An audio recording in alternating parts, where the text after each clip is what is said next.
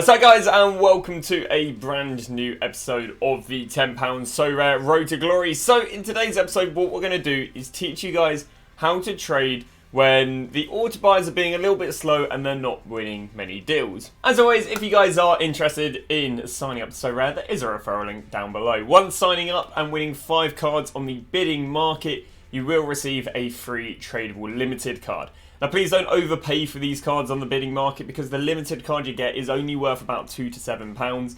So it's great as a freebie, but don't start overpaying for cards for the sake of it. On top of that, because this is real life money, you do have to be 18 to play SoRare because this money again is here to be lost as well as it is here to be made. And finally, if you guys are interested in watching SoRare trading, I do stream it normally every evening from 6:30 over on my Twitch. So to start off, if you're not familiar with how the auto buyer method works, basically, there are 5 auto buyers on SoRare. That is Bologna, SpongeBot, Arizola, Penguin Trader, and this guy called Arctic. And what they will do is whenever there is a really cheap card listed on the market, what they'll do is they'll go and snipe it instantly and then go and make some good money. For example, we've got this guy right here who's worth £214 and he sniped him for £105. So you can see that there are some big profits. So basically what you do is you click on this and you see, okay, so if he won him for £105, who did he win him off? This guy. And then what you then proceed to do is then go and send this guy over a trade offer. And that's basically how the auto buy method works. Well, what you normally do is you normally just go through these 5 auto buyers and just wait till they win a new card.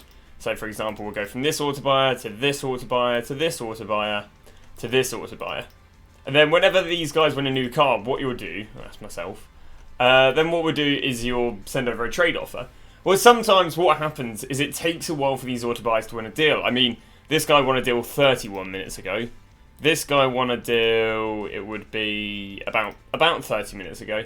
This guy won a deal, it would have been 18 minutes ago.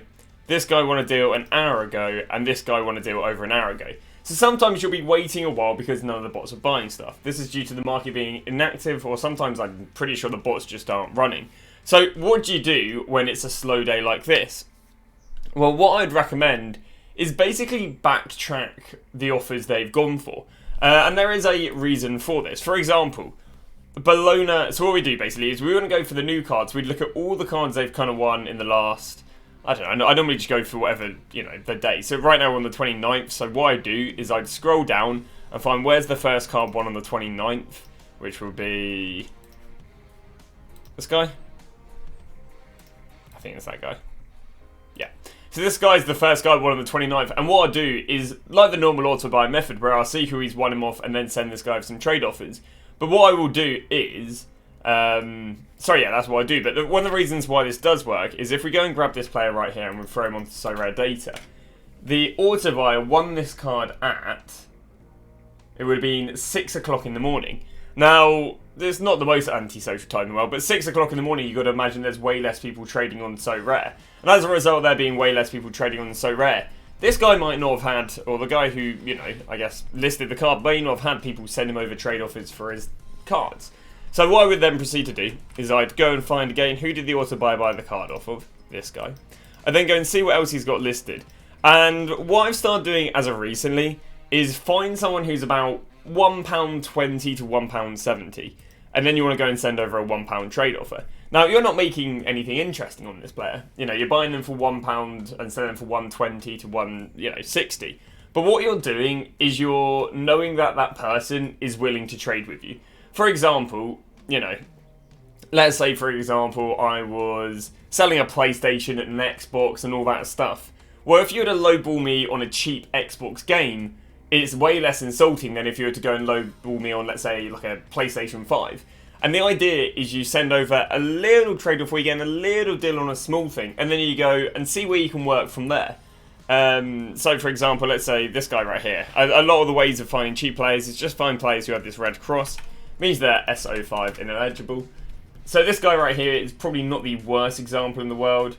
I mean, he sells for about £1.20. He's had sales about £1.40. He's had sales there at £1.20. So he's not really, I say, you're not really getting a deal. But what you're seeing is, and what you're learning is that this person is willing to trade. Because some people, even on stuff that isn't even a good deal, like even on stuff like this, which isn't a good deal for me, people will reject this, and that's just because they're not really willing to trade.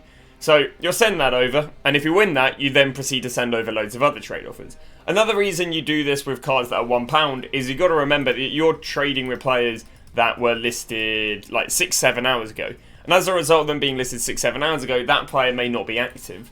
I'll show you what my list looks like right now. You'll see I have loads of trade offers, all of them are £1, and they're all offered different players. And as soon as one person accepts one, I'll then go and see what else they have, and I'll actually go and get decent deals. Again, the first thing you're getting, you're not losing money, you're just not really making anything interesting, and that standalone wouldn't really be the trading method. It's you get that to get almost your foot in the door, and then you work out. You see that everything is, you know, no more than £1.50.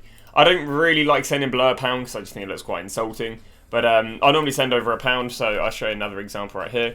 You got Meccano, who I've sent over a £1, and he only really goes for about £1.50. So again, I mean, that wouldn't be the worst in the world, but basically you send over a non-insulting deal to gauge if they'll let you trade, and then you just slowly work your way up. What we're now going to do is do an episode where... So now what we're going to do in today's episode is get deals from nothing but this method, where I send over trade offers from a while ago. If they accept it, I then proceed to send over loads of trade offers. So we got the first decent deal. We have had a few deals earlier today. Actually, no, this is the second deal. The other players just weren't interesting enough for me to actually want to include because they're just a bunch of discard cards. But the first deal we won was a Mustafa Yatabeh. Now, what I'd normally do is go and follow it up, but both players who I got the deal off of actually didn't have anything else I could have got deals off of, but not bad nonetheless. Picked him up for £2.50. Should actually be able to sell him for about £4, so £1.50 profit on Mustafa Yatabeh. And then the second player, who is a Cameron Harper. Again, what I'd normally do is, you know, just follow up with loads of other trade offers to said person. But again, it was the last card. Picked him up here for £2. Should be sell for an easy £3, so another £1 there. So just £2.50, nothing crazy. But yeah, just showing you how it works. Basically, how this method works is you sow loads of seeds, and those seeds come in the form of 52, or I guess right now 48 active trade offers. And then what happens is they slowly get accepted, and then you go through them. So it's not really I guess if you don't have a higher liquid, you know, this method won't be as good for you because you can't just go and sow loads of seeds and then just wait it out. This is more when you, I guess, start to hit a nicer budget of £200, and you can just have £1.30 trade offers. You know, £1 trade offers just sitting there. So yeah, that's currently where we're at. We'll show you guys when we get some more deals. And we got ourselves another bite, which means we've managed to get 1, 2, 3, 4, 5, 6, 7 deals. Not too bad. Let's walk you through them quickly. Peters, when I picked up for 1.3, gonna go and sell him for about 1.8, so 50p profit there. This guy picked up for £1, gonna go and sell for £1.50. Overall, I guess £1 profit. This guy picked up for 2, easily gonna sell for 3, brings us to £2 profit overall. This guy picked up for £2, should be able to sell for £3, brings up to £3 profit overall. Valesso picked up for £1, should be able to sell for £1.50, so £3.50. Tibu de Schmidt picked up for £1.30, should be able to sell pretty easily for around about £2, which can turn over like another 70p, which puts us at, what's that, like £3.50? If not, no, it puts us at £4.20. And then we got ourselves our last guy right here, which is Guilherme Franquios, who picked up for £1.4p. Should be able to sell once again pretty easily, about £1.50, £1.60, just turning over just under £5 profit, putting us on £589, but not too bad whatsoever. So we got ourselves another example of a bunch of players we got with the new, I guess, auto buy method, and that is these 3 players from someone. Nothing too crazy profit-wise. The guy who had the cards literally had 4 cards, all which were very cheap, so not much room to budge. But got ourselves a Leke here for 80p. We should, there you go. We're going to go and sell him on for about £1.30, so 50p there. Murta Interlas, who we've got him picked up here for £1.31. Cheapest on the market is £3.40. We'll try and sell him for about £2.60, so we're going to turn over a £1.30 profit right there. And Florian Reader, sounds like a scuffed flow rider, picked up for £1. Should be able to sell him on for, well, I think about £1.80 nowadays. So, again, another 70p profit right there. Just turning over just over a £2 profit. Nothing too crazy, but I didn't really have too much to work with that guy who we sent trade offers to. So we are going to go and wrap it up, and I can't lie, there were basically an underwhelming amount of deals. But what you do is, although we don't get any deals today, what we're doing is we're setting ourselves up to get some deals in the future. Like I said earlier, you're kind of sowing some seeds, because even though, you know, people maybe not be active on it right now, I've got 50 potential people at any time of day could just go and accept the offer, and then I go, brilliant. Now I know I've got someone to trade with, which is again why this method leans towards having a little bit more in capital, aka money, to allow yourself, I guess have it a little bit more long term. Because again, if you can't get deals, what you could do is set yourself up to get some deals for future days, which hopefully this method will do so. But hopefully it has helped you guys on what to do on a slow day when you're refreshing all these auto buys and no new deals are popping up.